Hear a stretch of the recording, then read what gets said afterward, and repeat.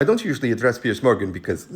If you know your history, can you point to a period in UK history, for example, where massively punishing rich people by massively taxing them has actually benefited the country? But the answer, in this case, is an unequivocal yes. Inheritance tax that were implanted in the UK by the Labour government after the Second World War is an astonishing, positive example of the state using the power of taxation in a progressive way that punished the rich, but improved society in general.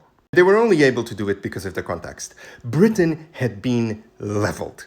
The sort of destruction that you can only imagine if you look at the ruins of Gaza at this moment. You had a whole population in the UK that had survived the war and was unwilling to go back to the same stratified system of aristocracy that had kept the rich people in Britain in charge for more than 1,000 years. So the Labour government that was headed by Clement Attlee, who, by the way, was the same government that signed off for the establishment of the State of Israel, took a two-pronged approach to overhaul society in Britain. They created the National Health Service, they invested heavily on infrastructure, they set up the welfare state, as well as overhauling and making mandatory the education of children up to the age of 16, establishing new red brick universities across the country.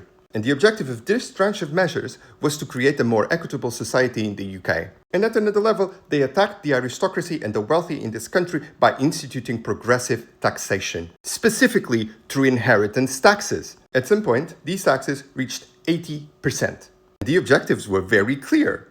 Inherited wealth is not earned, but it allows the minority of people who inherit the ability to continue influencing policy. It broke up monopolies of landholding in the UK that had lasted for more than 1,000 years, making land available for smaller farmers to build their own wealth and to contribute to their own communities.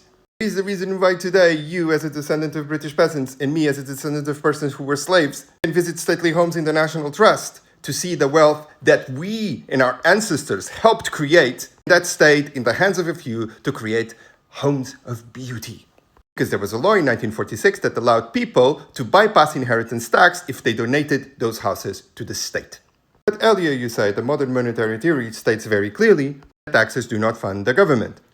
Yes, the government of Clement Attlee created the funds that allowed them to rebuild Britain at the image that they wanted to. But as I said before, just because your wealth is inherited doesn't mean that you don't use it to be able to shape policy. Look at what's happening with this country with WWII, who is happily buying our Prime Minister and his wife and the rest of the Labour politician clothing and glasses, at the same time stopping the proposal that would have made Labour make it a campaign promise to change the laws when it comes to political donations here in the UK.